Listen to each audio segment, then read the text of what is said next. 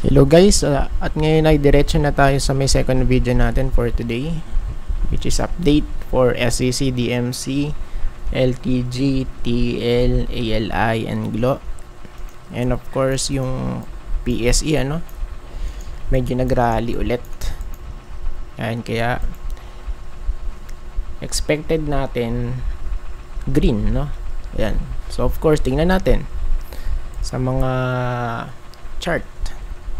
Ayan. So right now for SEC guys, is still the same pa rin. So halos walang movement for now. Medyo tahimik to, Okay.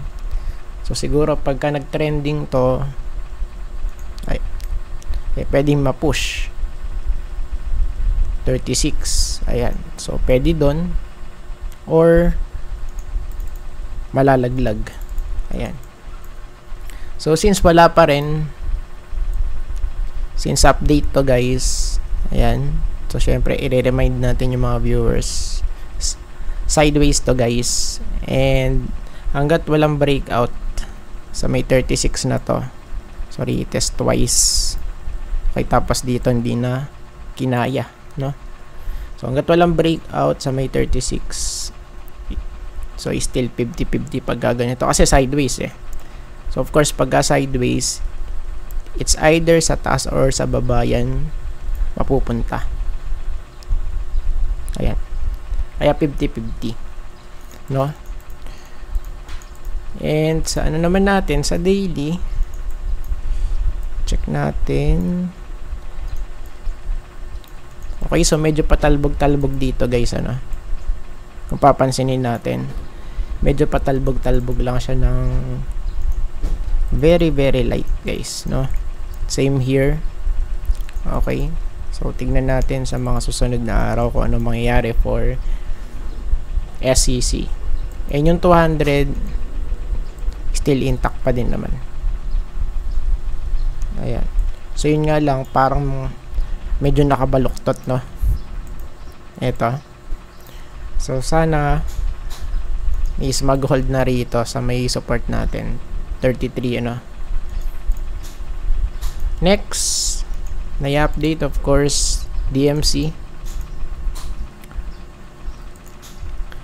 Let's check this one. Okay, for DMC is still the same pa rin, pwedeng dito malaglag sa 10.7 or yung worst case ayan sa may 10.4 since meron tayong trend line dito, ayan, so still intact pa rin to guys. Series of touches and bounces. Okay, ayan, ayan, kaya kung malalaglag yan, of course ilang percent ang pwedeng ilaglag. Check natin from here tapos hanggang dito sa 10.4 at least, malapit dyan, negative 6%,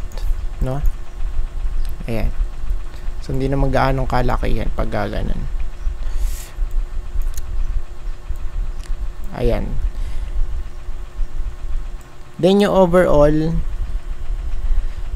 medyo maganda naman to overall. So yun nga lang, dapat mag-break tayo dito sa 12.9 at least. Ayan, kasi ito yung possible neckline for DMC.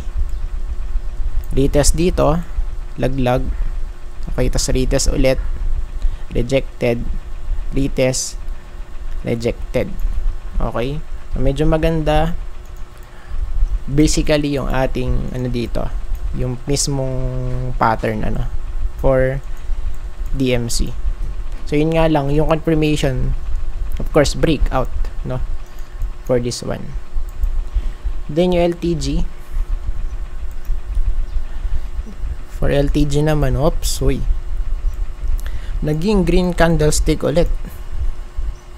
So yun nga lang, lang to, retest muna for now since meron dito trend line. Retest, okay, so retest, retest. Okay, then ayun, so retest ulit guys, ano, and sana makapanik since malapit na to sa may resistance 9.9, 9.89, malapit doon. Okay, so yun nga lang, sa stock crossover, kaya pwedeng ano to, no, ayan, kaya pwedeng mag-rally talaga at mag-retest, or yung ano natin dito, best case or yung bullish case, mag-breakout sa 9.9. Ayan, sa may resistance natin. Then sa daily, check natin 200. Oh, ayun, still intact pa din, ano. Solid guys, ayun, oh. Ah, di ba? So nalaglag pero nakabalik, tapos nag-hold, then medyo nag-rally right now. Ayan, so goods to, goods. Much better kung ano, kasi makapanik dito sa may resistance. Ayan, tapos tel. Okay, for tel, medyo namumula na. Ayan, nakabaluktot na. Same here sa ating RSI. Okay, possible divergence. So sinabi na natin to.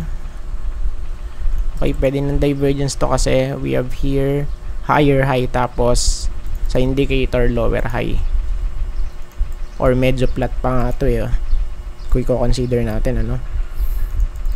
Ayan, so pagka nagano to, pullback, check natin dito guys. Okay, pwedeng mag-stop to dito sa 15.05, malapit doon, ano, sa may green box natin, somewhere here. Ayan, then dito kasi over, ano na siya, overbought na. Ayan, so let's wait muna, ano to, no, pag pullback guys. Ayan, kumbaga breather do, breather. Okay, tapos ALI, di kasi pwedeng ano, eh, kumbaga puro rally lang, ano, dapat meron din pullback. Ayan, yung chart man napapagod.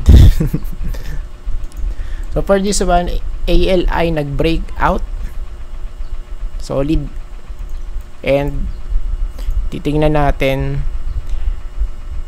na-fill na yung gap down dito. So let's see guys kung mai-hit pa yung 31 dito, no, 31.7. Ayan, so ngayon parang ano ata to, kasama sa trending. Ayan, eh since meron naman tayo update palagi, kaya hindi na natin sinama. Ayan, so this is the real deal for ALI. Nag-break sa taas ng 200. So tingnan natin bukas kung ano mangyayari dito.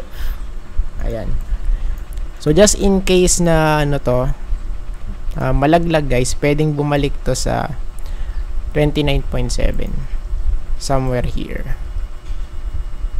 Ayan, okay, of course, remember guys, so palagi nating sinasabi for ALI, sideways to, right? So sideways to, eh, so it means pag ganitong pattern, of course ang pinaka-target natin dyan yung height, no? So just in case lang na talagang breakout yung nangyari for ALI, so pagka sinukat natin yan, okay, tas hanggang dito, and kasi ano naman to, no, estimate lang to guys.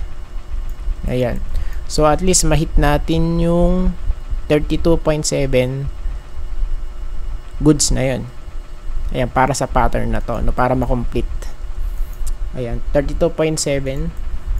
So yun nga lang, ang pinaka problem is yung 200 kasi retest to, eh. Ayan, So pwede pa naman, pero tignan natin. Ayan, kasi resistance na to eh. Ayan, tapos next, last but not the least, globe. Check natin to guys. Okay, ano ba nangyari kanina? Ayun, nasa baba.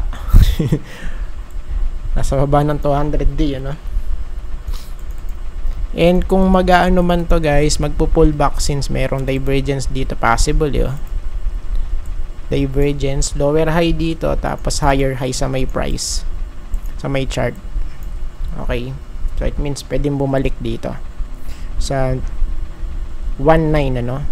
1980. Ayan. Then sa daily, tingnan natin. So medyo, for me, alanganin to kasi. Ayan, so pwedeng bumalik, pull back guys for glow, no? And I think tapos na po tayo guys. Maraming salamat po sa panonood, and see you po sa next video. Bye bye and God bless.